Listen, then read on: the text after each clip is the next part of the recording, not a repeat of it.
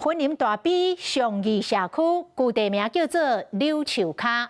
根据在地团队的考证，上早来开发这片土地先民，就是以一丛柳树判断定落的地点，定居了后，开始种甘蔗做糖。当地社区发展协会特别号召村民起一座传统的糖厂，让子孙知影这段历史。用汤煲的模型讲过去制糖的方式，这个老大人是住伫婚林县大埤乡上义村的黄家益。自伊退休了后，伊就研究在地糖业的文化。根据伊的考证，原来上义糖业的开发，甲开垦土地先民有关系。4万年前啦，这城镇发展的时候有两个汤铺咧，一个顶铺，一个下铺啊。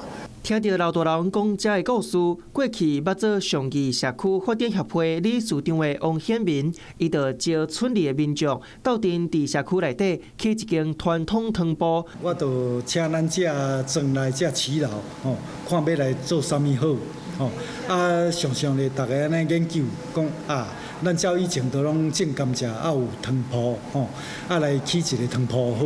即马这间汤铺唔但互大家见证文化，嘛见证历史。Hello， 我是林纯佩。想要掌握最及时的新闻资讯或是体坛动态吗？赶快按赞、订阅、开启小铃铛，锁定华视新闻的 YouTube 频道。